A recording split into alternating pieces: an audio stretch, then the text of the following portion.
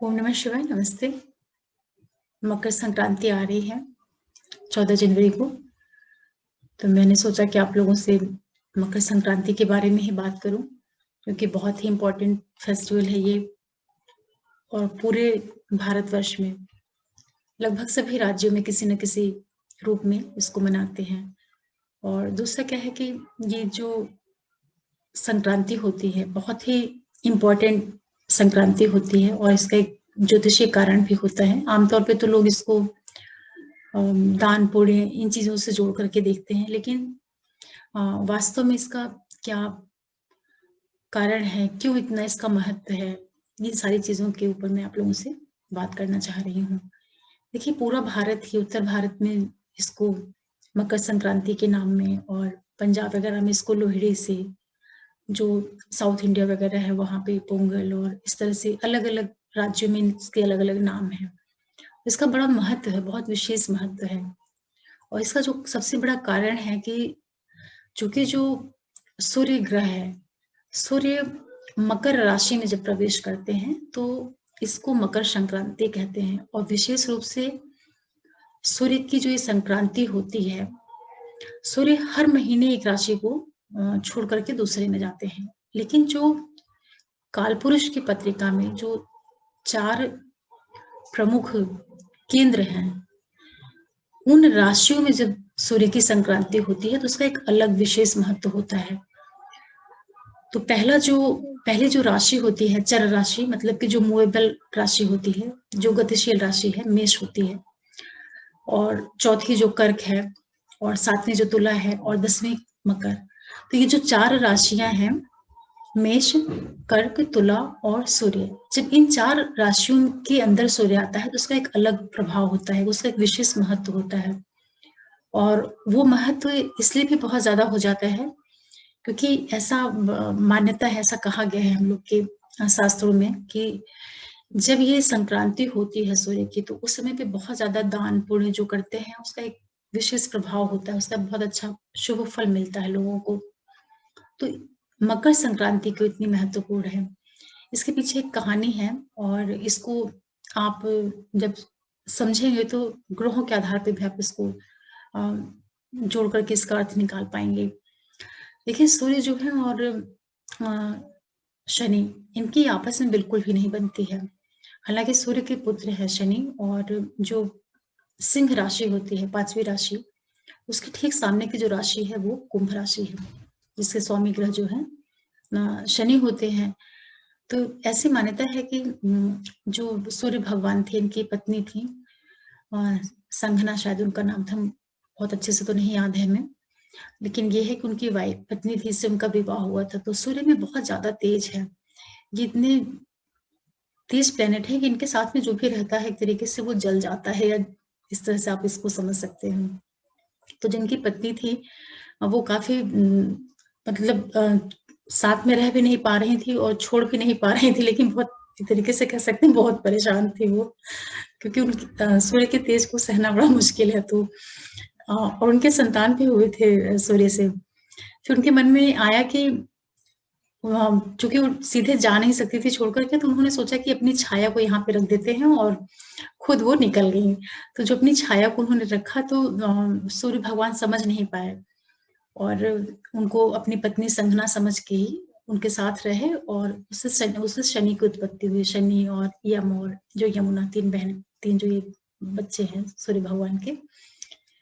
तो ये शनि जब पैदा हुए तो ऐसे मन में आया सूर्य को कि उनकी बाकी संतान तो काफी अच्छी थी, लेकिन जो ये शनि भगवान पैदा हुए तो इनका कलर बड़ा काला था। तो इससे सूरज भगवान के अंदर एक संदेह पैदा हुआ कि मतलब मेरी संतान इतनी काली कैसे हो सकती है, क्योंकि सूर्य तो बहुत तेज प्लैनेट है।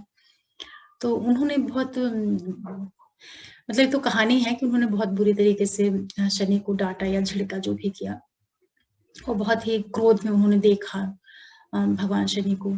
तो उनकी जो राशि ये थी कुंभ राशि, वो सूर्य की तेज से जल गई बिल्कुल। इसीलिए कुंभ राशि को दग्ध राशि बोलते हैं। और इसीलिए जो कुंभ राशि होती है उसमें कोई भी शुभ कार्य नहीं किया जाता है। एक तरीके से कोई भी अच्छे कार्य के लिए जो कुंभ लगन होती है वो नहीं शुभ मानी जाती है। इसके पीछे एक यही रीजन है।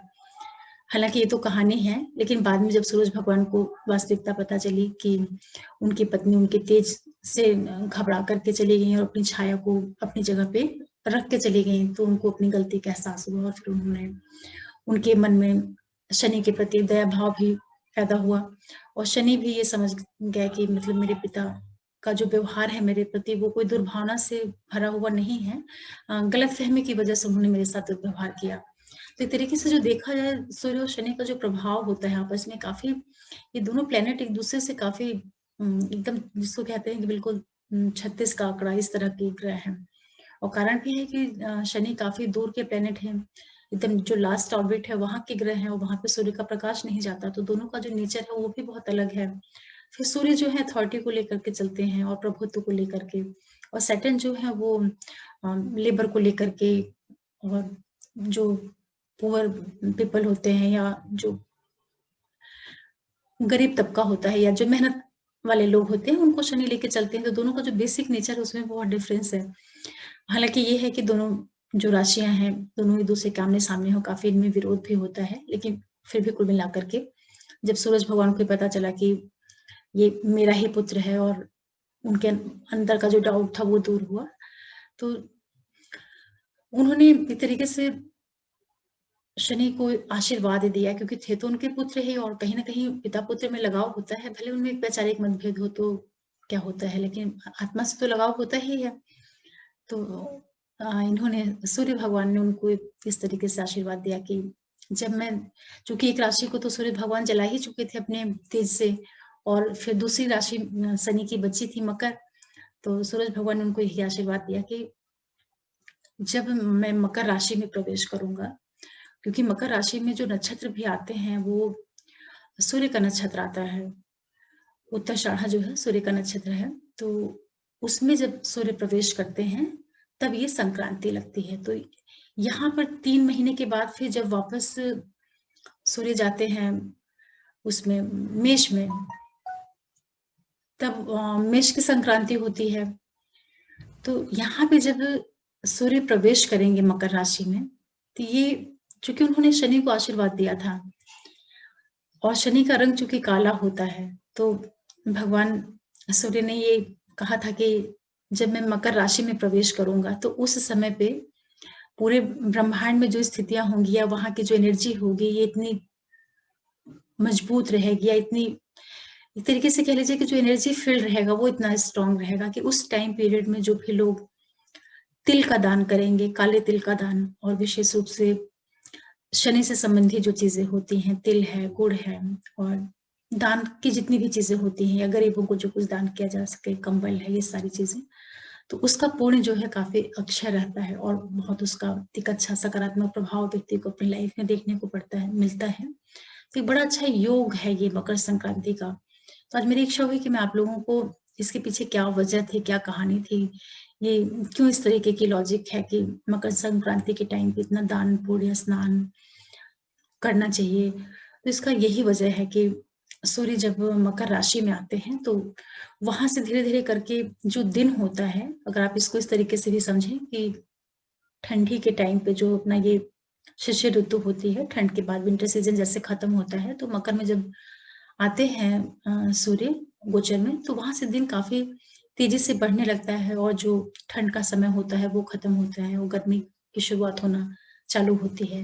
ये सारे रीजन भी हैं। तो मकर संक्रांति के टाइम पे जो भी दान पुण्य वगैरह करते हैं, स्नान, ध्यान, योग, सारी चीजें, इसको भी आप जोड़ करके देख सकते हैं। फिर भी कुल मिलाकर के मेरा ये कहना है कि चूंकि संक्रांति तो 12 संक्रांतियां आती हैं वर्ष में और सबका अपना महत्व है, लेकिन ये 4 जो संक्रांति होती है, मेष की, कर्क की और तुला और मकर की, इनमें जब सूर्य प्रवेश करते हैं तो इनका एक विशेष महत्व होता है। तो आप लोग इस संक्रांति में जरूर से जो भी आपकी क्षमता है आप दान करें, पूरे करें, और जो भी आप कर सकते हैं पूजा पाठ योग वगैरह आप करिए, उससे आपको काफी रिलीफ मिलेगा, फायदा मिलेगा। और विशेष रूप से वो लोग जो शनि से प्रभावित लोग हैं, उनको तो बहुत ज्यादा दान करना चाहिए, जैसे कि क्योंकि जब भी दान किया जाता है तो सैटर्न प्लेनेट बहुत मजबूत होता है, क्योंकि शनि जो ग्रह है वो बहुत जो जनता होती है, आम पब्लिक होती है, क्योंकि शासक वर्ग तो बहुत लिमिटेड होता है और जो रिच पीपल है वो भी बहुत कम होते हैं, लेकिन जो नॉर्मल पब्लिक होती है वो ज्यादा होती है। तो जो नॉर्मल लोग होते हैं उनका प्रतिनिधित्व जो है वो शनि करते हैं।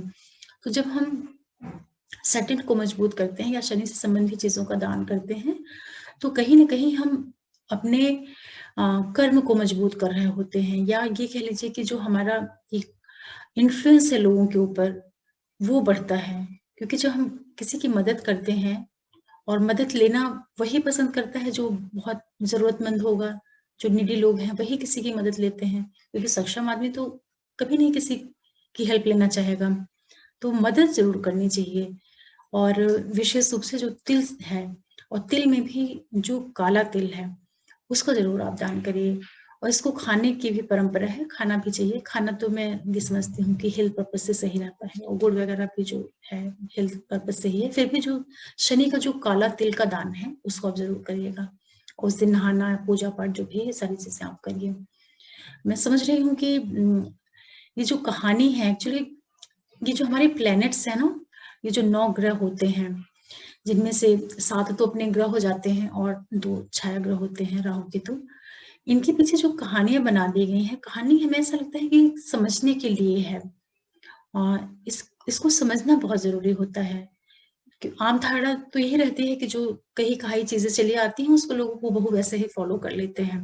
लेकिन अगर आप इसको लॉजिकली देखें और बिल्कुल बिल्कुल रूट पे जाके समझें, तो सूर्य और जो शनि है, पिता पुत्र हैं। जो भी इनके पीछे कहानियां हैं, हालांकि अपने वेद पुराण जो भी हैं, हमारे जो हमारे हिस्टोरिकल जो बुक्स हैं, जो हमारे धर्म कर्म से जुड़ी हुई ये सारी चीजें हैं, इनमें कहीं ना कहीं चीजों का जिक्र है। लेकिन मैं जो समझती हूँ कि सूर्य चूंकि सेंटर में है और सारे प्लैनेट्स उसके चारों तरफ घूम रहे हैं, तो सैटर्न जो है वो बहुत दूर है। सूर्य से जो सैटर्न की दूरी है वो इतनी दूर है कि वहां पर सूर्य का प्रकाश पहुंच ही नहीं पाता है। तो जब प्रकाश वहां नहीं पहुंच रहा है तो वहां पे अंधेरा है, अंधेरा होने की वजह से काला दिखता है। तो उनकी जो टेंडेंसी है, जो उनकी क्वालिटीज है, उसमें डिफरेंस आ जाता है। तो डिफरेंस को कैसे बताया जाए, कैसे एक्सप्लेन किया जाए, तो उसके लिए सबसे अच्छा जो एग्जाम्पल मिलता है सोसाइटी में, वो पिता पुत्र का मिलता है। कि पिता और पुत्र का जो वैचारिक, पिता और पुत्र में हमेशा आप देखिए कि एक विचारों का अंतर रहेगा ही रहेगा, जबकि उसमें कोई विरोधाभास, कोई दुश्मनी की वजह से नहीं होता है, क्योंकि पिता हर हालत में अपने पुत्र का भला ही चाहता है, भले उसे कितना भी डांटे डपटे कुछ भी करे। तो इसी तरीके से सूर्य और शनि का भी रिलेशन है। चूंकि सूर्य इतने तेज प्लेनेट हैं, तो शनि उनके आगे कहीं ना कहीं दोनों का जो नेचर है उसमें बहुत अंतर है। तो ये अंतर होने के कारण फिर इनमें इनका जो संबंध है वो उतना अच्छा नहीं बन पाता है।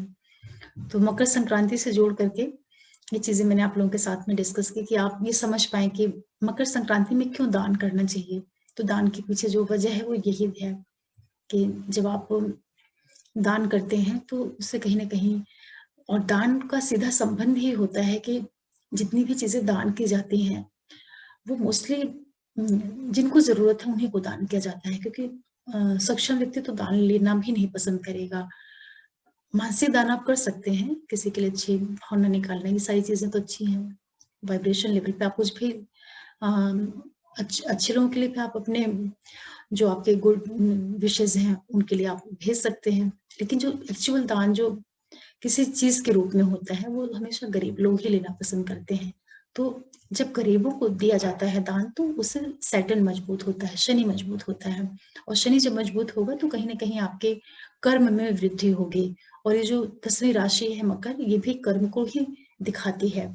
जो कालपुरुष की पत्रिका है वहां पे 10वीं जो राशि है वो मकर राशि है, और मकर का जो लॉर्ड है वो शनि है।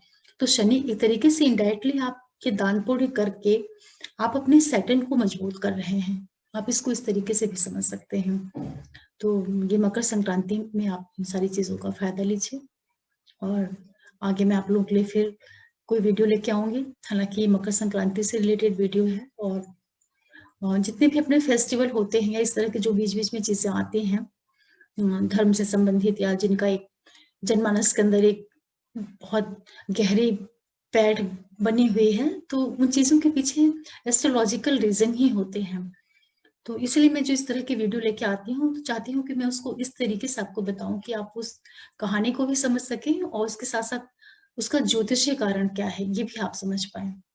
तो मकर राशि में जब सूर्य आते हैं, तो इसीलिए ये संक्रांति इतनी महत्वपूर्ण है, क्योंकि सूर्य प्लेनेट जो है वो कर्क की राशि से गोचर कर रहा है। तो जब शासक जो बहुत शासक का मतलब कि सूर्य या अथॉरिटी, या ये कह लीजिए कि जब कोई शासक है, राजा है, वो जब किसी प्रजा के पास जाएगा तो ये कितना सांकेतिक इसका अर्थ है, कितना गहरा संबंध है कि एक राजा जो है किसी सेवक के घर में जाए। तो इससे इंडायरेक्टली बहुत सी चीजें सीखी भी जा सकती हैं कि कितना भी अपने पास मान हो, सम्मान हो, पद प्रतिष्ठा हो, लेकिन अपने अंदर एक हम्बलनेस होनी चाहिए कि हम छोटे लोगों को भी समझ सके, उनके तकलीफों को, उनके दुखों को, उनकी पीड़ा को, और उनके साथ में एक बहुत अच्छा व्यवहार कर पाए। तो इस शनि और सूर्य का जो ये संबंध है आपस का, इसका एक पक्ष ये भी है कि इससे लोगों को एक सीख मिलनी चाहिए कि कितना भी प्रोग्रेस कर जाओ, लेकिन सबसे जोड़ के रहना है। और आप लोगों को अगर मेरा चैनल अच्छा लग रहा हो, पसंद आ रहा हो, तो आप हमारे चैनल को जरूर सब्सक्राइब कर सकते हैं, लाइक कर सकते हैं, शेयर कर सकते हैं, और बेल आइकन जरूर प्रेस करके रखें, इससे मैं कोई भी नया वीडियो डालूं तो नोटिफिकेशन आप लोगों को मिले। आगे मैं फिर कुछ लेके आऊंगी ज्योतिष से संबंधित। तब तक के लिए ओम नमः शिवाय, नमस्ते, और मकर संक्रांति की आप लोगों को बहुत बहुत शुभकामनाएं, बधाई।